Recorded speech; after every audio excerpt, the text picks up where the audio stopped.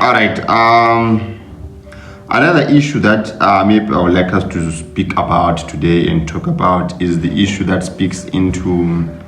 I'm not sure, maybe it's only me that have realized this, but there is this crisis of comfort that we have gotten ourselves into as a civil society forum.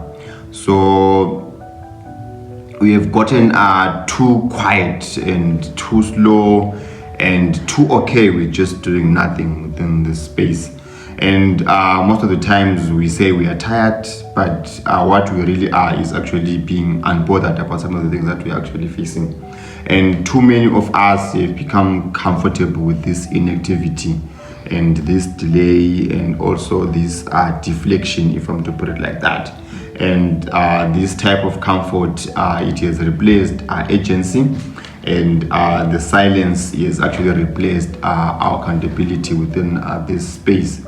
And some of the symptoms that we have seen, or I have seen, I'll speak for myself, of this type of organizational comfort is when things are actually done, no one really follows up on those things, and no one asks why did this thing happen, and there is no agency to deliver whatsoever that we need to deliver in terms of our objectives at the civil society forum space.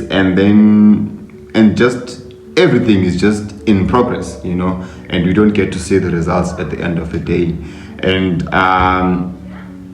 some of the meetings that I've been in attendance to, there is that low energy meetings with no agenda discipline within them, and people show up late, or some of them don't show at all. They don't report that they won't be coming, and it's becoming normal to say, I know they do not come, and we have confused this routine with relevancy. And to speak into that, you find that comfort is the enemy of change that we seek to see, we seek to see happening within this space. It lowers the standards and the expectations.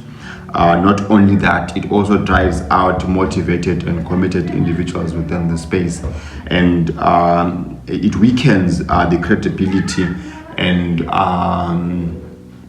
with communities, if I'm to put it like that, and then with partners as well.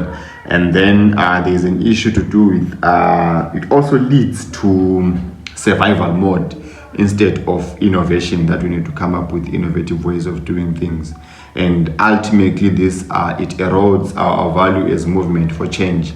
So now we want to shift from this comfort into courage, and then we need to find ways how we can look into doing this. And I have some of the things that I have in mind that might work, or if we have something else that you think might work, you might also comment and we see how best we can look into. What I'm thinking is just how about we just try to reset these expectations and make delivery a non-negotiable.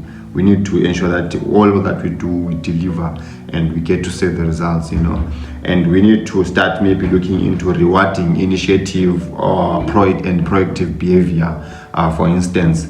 And then we also need to look into how about we use performance check-ins, not just attendance. You check in, we see your performance when you check in, and we see what you have contributed, and we see what you have done, and we see what you have performed in so far, not just to be attending these things and just be visible.